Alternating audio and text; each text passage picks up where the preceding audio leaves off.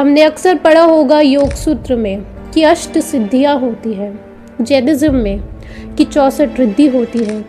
क्या ये सिद्धि सत्य है या नहीं है, उसको लेकर क्या सिर्फ धर्म ही ऐसे हैं जो इन पर इनका क्लेम करते हैं, या फिर CIA जो कि USA की सीक्रेट एजेंसी है, वो एजेंसीज भी इन पर वर्क कर रही है।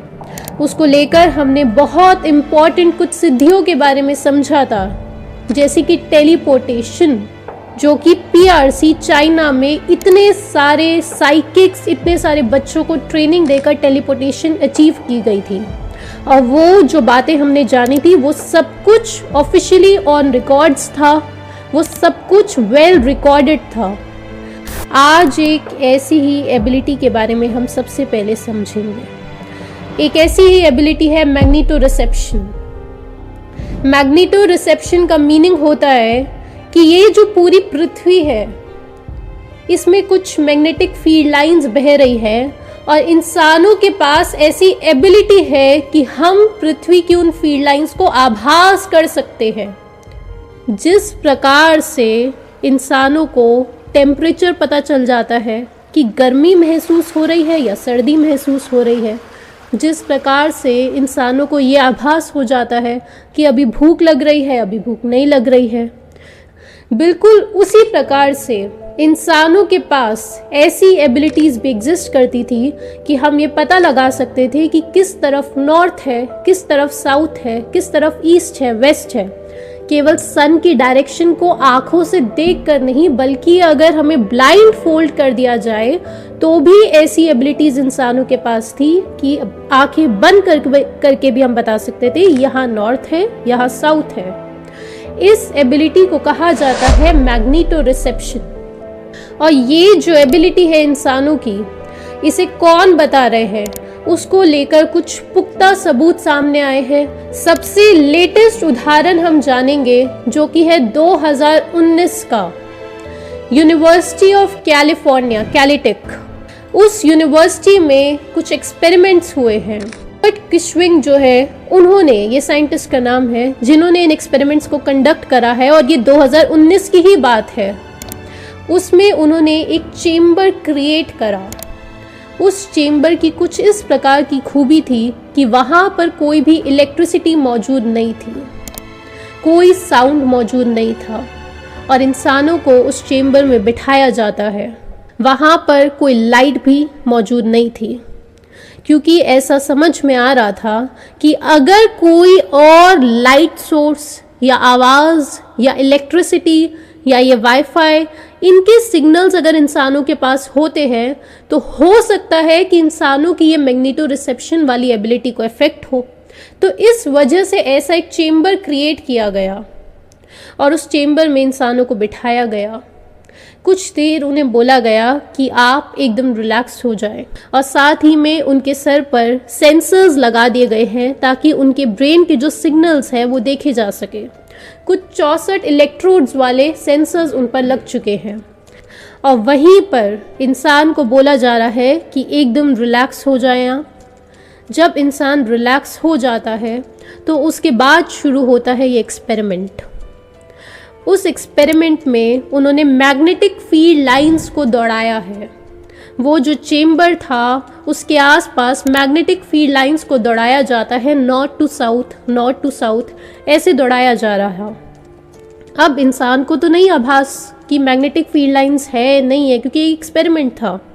लेकिन जैसे ही उस मैग्नेटिक फील्ड लाइंस को साउथ टू नॉर्थ दौड़ाया जा रहा है, यानी कि चेंज आया है मैग्नेटिक फील्ड लाइन में, ठीक उसी वक्त इंसान का जो ब्रेन स्कैन वहां पर हो रहा था उसमें भी एक बदलाव आ जाता है। यानी कि इंसान जो अभी अल्फा वेव्स उसकी देखी जा रही थी, ब्रेन की जो वेव्स देखी जा रही थी, उसमें एक बहुत बड़ा बदलाव आता है जैसे ही उस मैग्नेटिक फील्ड लाइंस की डायरेक्शन को चेंज किया जा रहा था। तो ब्रेन स्कैन से वहां से ये बात स्पष्ट सामने आ गई कि इंसानों के पास ऐसी एबिलिटी एग्जिस्ट कर रही है जहां से वो मैग्नेटिक फील्ड लाइंस को पकड़ पा रहे हैं, उसका आभास उन्हें हो पा रहा है। जो इंसान ज़्यादा रिलैक्स थे वो और भी ज़्यादा रिस्पॉन्ड कर रहे थे इन मैग्नेटिक फील्ड लाइंस के चेंजेस में। क्या ये केवल 2019 में ही एक्सपेरिमेंट किया गया है? तो नहीं, 1980s में इससे पहले एक बहुत बड़ा एक्सपेरिमेंट किया गया था और उस साइंटिस्ट का नाम है रॉबिन बेकर। उन्होंने एक पूरी बस बुक करी और उसमें वो कुछ लोगों को बैठा कर ले गए बहुत दूर। सभी लोगों को ब्लाइंड फोल्ड किया गया था, आंखों पर पट्टी थी और कुछ लोगों के साथ उन्होंने आंखों पे पट्टी के साथ साथ एक मैग्नेट भी उनके हेड पर चिपका दी थी। अब वो सभी लोग ब्लाइंड फोल्डेड बस में ट्रैवल कर रहे हैं, उन्हें कहीं बहुत दूर लेके जाया जाता है और फिर रॉबिन बेकर उन्हें खड़ा करते हैं और बोलते हैं कि आपका घर जिस डायरेक्शन में है आप खुद से महसूस कीजिए और उसी डायरेक्शन में आप फेस कर लीजिए, खड़े हो जाए उसी डायरेक्शन में। तो आपको सुनकर भी बहुत हैरानी होगी कि जिस जिस इंसान के सर पर मैग्नेट नहीं था, सिर्फ ब्लाइंड फोल्डेड थे, हर एक इंसान ने राइट डायरेक्शन में फेस किया था और जिन जिन के सर पर मैग्नेट लगी हुई थी उसमें से बहुत सारे लोगों ने राइट डायरेक्शन में फेस नहीं किया था। ये बहुत बड़ा एक्सपेरिमेंट था। लोगों ने सोचा कि ये ज़रूर कोई कोइंसिडेंस भी हो सकता है। तो रॉबिन बेकर को बुलाया गया और उन्हें बोला कि दोबारा से इस एक्सपेरिमेंट को कीजिए। इस बार उन्हें मैनचेस्टर सिटी में बुलाया गया था। तो अब जब दूसरी बार रॉबिन बेकर ने वो एक्सपेरिमेंट्स करे तो देखा गया कि वो तो रिपीटेबल नहीं था। ऐसे बहुत सारे लोग थे जिन्होंने रॉन्ग डायरेक्शन में फेस करा था।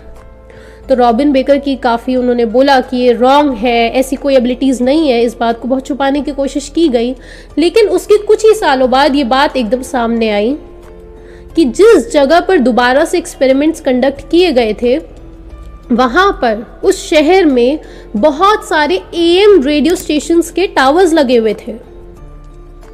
इतने सारे टावर्स जब एक जगह पर मौजूद थे तो ये बात रॉबिन बेकर भी पहले से जानते थे और सभी लोग जानते थे कि अगर इतने सारे टावर्स मौजूद है तो इंसानों की ये मैग्नेटो रिसेप्शन की एबिलिटीज हैम्पर हो जाती है और वही रॉबिन बेकर के साथ भी हुआ था। तो अब ये ऐसे कुछ सबूत है जहां से ये चीज़ एकदम स्पष्ट निकल कर आती है कि इंसान जो है वो अर्थ की मैग्नेटिक फील्ड लाइंस का आभास कर सकते हैं। ये तो एक बात अभी हमें पता चली है, ऐसी अनगिनत एबिलिटीज इंसानों के पास है, लेकिन धीरे धीरे उन एबिलिटीज को क्षीण होते हुए हम खुद भी आज देख सकते हैं। आप देखिए कि आज कितने सारे ऐसे छोटे छोटे बच्चे हैं जिनकी आंखों पर चश्मा चढ़ गया है। आंखों पर चश्मा होना कोई भी नॉर्मल बात नहीं हुआ करती थी। इतनी ज़्यादा डिजीजेस पहले कभी एग्जिस्ट नहीं करती थी। टेस्टोस्टेरोन लेवल अगर आप देखते हैं मेल्स में, जो कि एक बहुत ही मुख्य हार्मोन है, अगर यहाँ पर आसपास ये टावर्स हैं, ये वाईफाई है, इलेक्ट्रिसिटी है, क्या इसमें भी हमारी मैग्नेटो रिसेप्शन की एबिलिटी एग्जिस्ट कर रही है? नहीं। इसमें बहुत हद तक ये एबिलिटी जो है वो क्षीण हो जाती है और इसी वजह से उन्होंने जो चेम्बर डिज़ाइन करा था उन्हें इन सारी रेडिएशंस, इन सारी इलेक्ट्रोमैग्नेटिक वेव्स से बाहर रखा था। और यही कारण है कि जब इंसान गहरे ध्यान में जाता है तो वो एक केव में चले जाते हैं। यहाँ तक कि पाइथागोरस का हमने देखा था कि पाइथागोरस अपने बहुत सारे स्टूडेंट्स को लेकर केव्स में जाते थे और वहाँ पर कुछ मेडिटेशंस किया करते थे। पिछले सेशन में भी हमें किसी ने मैसेज किया था कि जूलियस जी का भी प्रश्न था कि इंसान सिर्फ 4% यूनिवर्स को ही परसीव कर पा रहा है, लेकिन सिर्फ एक सेंटेंस है कि आप हो सकता है आपको लगता हो कि 4% यूनिवर्स को इंसान आंखों से देख पा रहा है, लेकिन आपकी जो बॉडी है वो तो बहुत सारी परसेंट यूनिवर्स को पिक कर सकती है। आपकी जो ह्यूमन बॉडी है वो बहुत सारी इलेक्ट्रोमैग्नेटिक वेव्स, रेडिएशंस, इन सबको पिक कर पाती है। और ये इलेक्ट्रोमैग्नेटिक शब्द भी ऐसे समझिए कि आज तक इंसानी सभ्यता सिर्फ इन 2 ही प्रकार की चीज़ों को समझ पाई है। एक है इलेक्ट्रिक, एक है दूसरी है मैग्नेटिक। उसके अलावा हो सकता है बहुत सारी ऐसी इस प्रकार की फील्ड्स एग्जिस्ट करती हो। सिर्फ 2 ही फील्ड्स हम पकड़ पाए हैं, एक है इलेक्ट्रिक फील्ड, दूसरी है मैग्नेटिक फील्ड। और उसमें भी अगर हम देखते हैं कि ये जो 5G, 4G, 2G, 3G, ये जो रेडिएशंस है इन्हें नॉन आयनाइजिंग रेडिएशंस कहा जाता है। अब नॉन आयनाइजिंग रेडिएशंस का मीनिंग ये होता है कि वो जब रेडिएशंस आपके शरीर पर पड़ रही है, ये वाईफाई के सिग्नल्स, तो वो आपके शरीर से आयोन्स को बाहर नहीं निकाल पा रहे, इसलिए इन्हें नॉन आयनाइजिंग कहा जा रहा है। अब इन नॉन आयनाइजिंग रेडिएशंस पर जब US naval medical research institute USNMRI ने रिसर्च करी थी, जो कि 1972 में उन्होंने रिसर्च कर दी थी और इतना बड़ा पेपर उन्होंने पब्लिश करा, तो उसमें इतने सारे साइड इफ़ेक्ट्स सामने आए हैं, इतने सारे साइड इफ़ेक्ट्स। और वो साइड इफ़ेक्ट्स जब उन्होंने कैलकुलेट करे, वो सिर्फ और सिर्फ थर्मल साइड इफ़ेक्ट्स थे। यानी कि अगर ये वाईफाई की, ये 2G 3G 4G 5G ये सब कुछ इंसान के शरीर पर पड़ रहा है, जब हम मोबाइल फ़ोन पिक कर रहे हैं, ये जो रेडिएशंस इंसानों पर पड़ रही है, तो उससे इंसान के टेम्परेचर में क्या चेंज आ रहा है, सिर्फ और सिर्फ ये देखा गया है। बाकी कोई और पैरामीटर को कैलकुलेट नहीं किया गया है, सिर्फ थर्मल इफेक्ट्स देखे गए हैं। और उसमें भी इतनी सारी बीमारियां सामने आ गई हैं। उन्होंने अभी तक ये कोई कैलकुलेशन नहीं करी कि इंसान की जो फील्ड है, इंसान का जो मैग्नेटिक फील्ड है, इंसान का जो इलेक्ट्रिक फील्ड है, उसमें कितने बदलाव आ रहे होंगे। इसके ऊपर स्टडीज़ को कभी भी फंडिंग नहीं दी जाती। थर्मल इफेक्ट्स इतने ज़्यादा होते हैं, वो उस स्टडी में एकदम स्पष्ट लिखा हुआ है। लेकिन इंसान की इलेक्ट्रोमैग्नेटिक फील्ड पर कितना ज़्यादा प्रभाव पड़ सकता है इन रेडिएशंस का, उसके बारे में कोई रिसर्च इन्होंने कंडक्ट नहीं करी।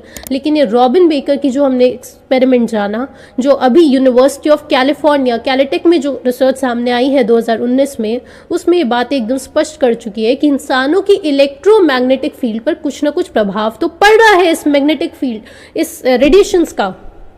ये एकदम क्लैरिटी हो चुकी है।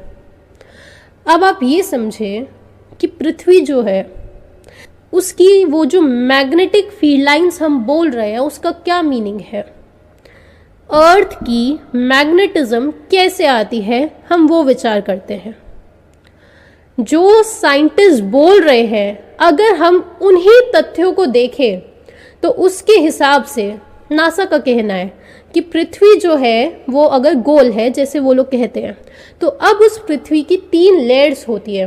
पहली लेयर जो है उसे कहा जाता है क्रस्ट, उसी के कुछ किलोमीटर नीचे आ जाता है मैंटल, और उसी के नीचे गोला होता है, उसे कहा जाता है कोर। अब ये जो कोर और मैंटल की जो लेयर है पृथ्वी की, उसके बीच में एक फ्लूइड लाइक लेयर बह रही है, एक गरम लेयर बह रही है आयरन और उसके एलॉयज की।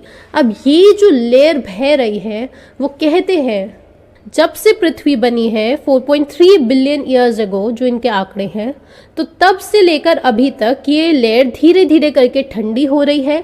इसी वजह से इसमें इलेक्ट्रिक चार्जेस प्रोड्यूस हो रहे हैं, जिसे जियो डायनामो शब्द दिया जाता है। और ये इलेक्ट्रिक चार्जेस जो मूविंग है, इसी वजह से पृथ्वी की मैग्नेटिक फील्ड लाइंस एग्जिस्ट कर रही हैं। अब वैज्ञानिकों का आंकड़ा है कि 4.3 बिलियन ईयर्स अगो इसका टेम्परेचर जो था वो था 6800 डिग्री सेल्सियस, और आज इसी लेयर का टेम्परेचर है 3800 डिग्री सेल्सियस।